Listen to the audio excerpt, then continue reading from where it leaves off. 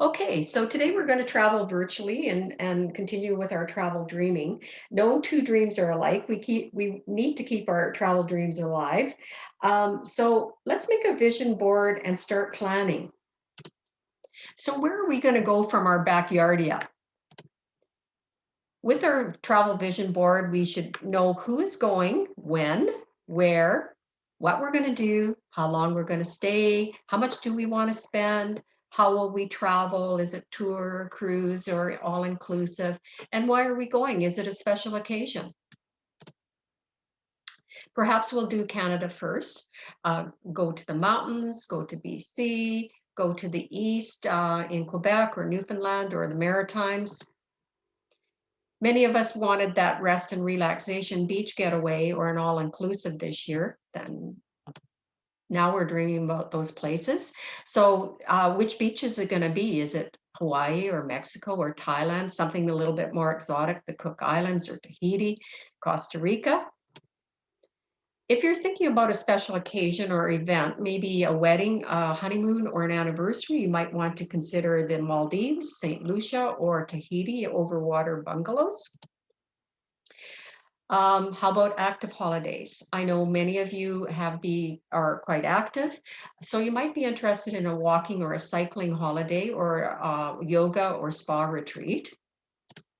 So walking trips are good. They're available worldwide. They can be guided or self-guided, which means you get all the instructions on how to get from place to place.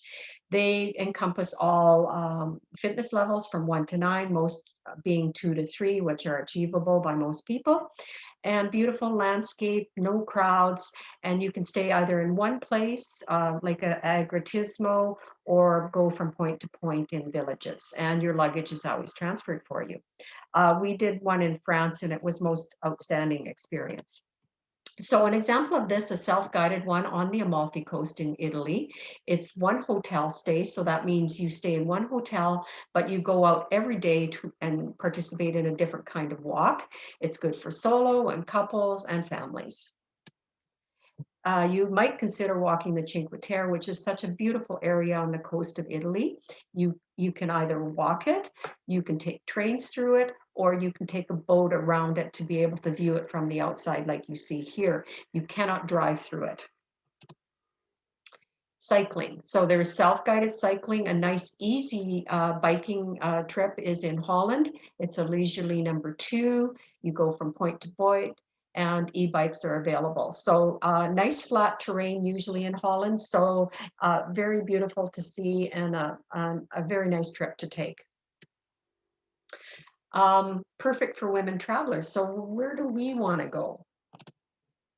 We might want to go on a yoga retreat or wellness vacation like Costa Rica or Thailand or Bali. Here's some views of Bali or Thailand.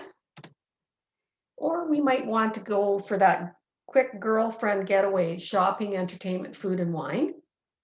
And that could be Nashville or New York or Las Vegas or the happiest place on earth, Disneyland and Disney World. I know some people that go every year, they're addicted to it. Golf getaways, Napa Wine Valley Tour. If you have hobbies and interests, river cruising might appeal to you because they hold special event itineraries.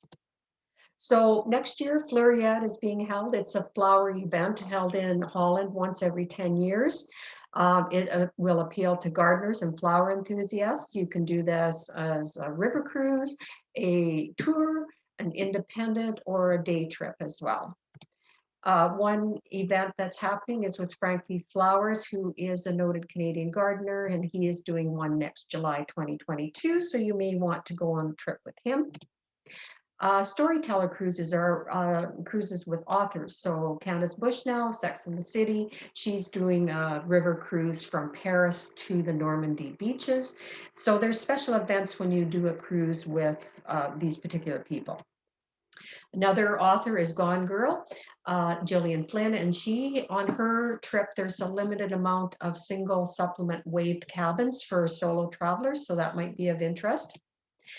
There's the Idyllic Rhone, which is a food and wine tour with a chef, Lynn Crawford, and Tommy Smythe designer. Oberammergau is the Passion Play in Germany that takes place only once every 10 years. It was moved from 2020 to 2022 because of the COVID. It has been going on since 1634.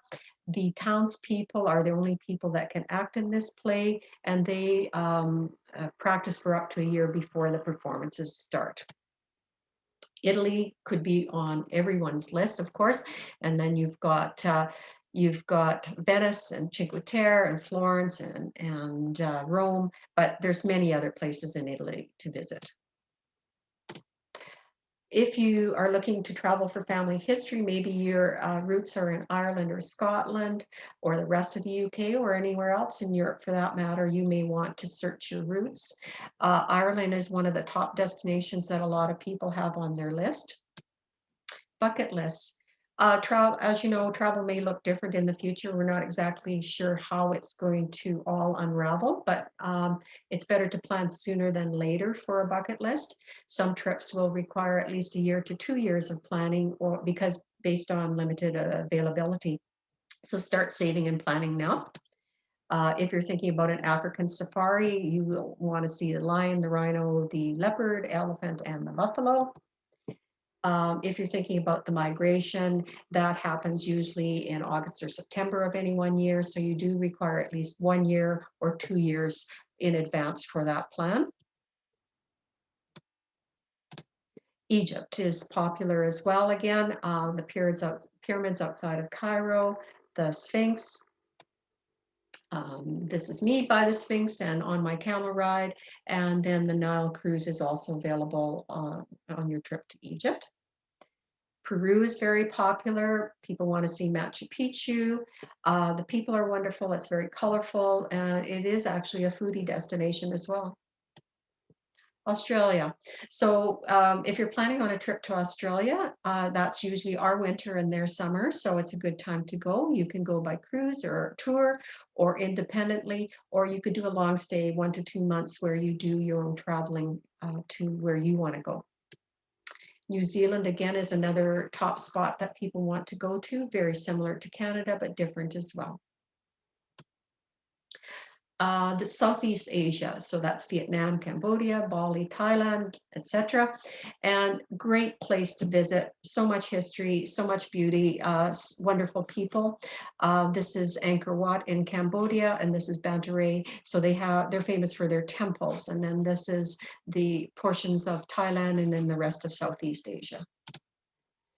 Another place in South America is Brazil, #1 for coffee, beaches, Iguazu Falls, Christ the Redeemer statue on top of the mountain, the Amazon rainforest. Israel is always popular, going to Jerusalem, Wailing Wall. This is Bethlehem for me and my husband. Iceland.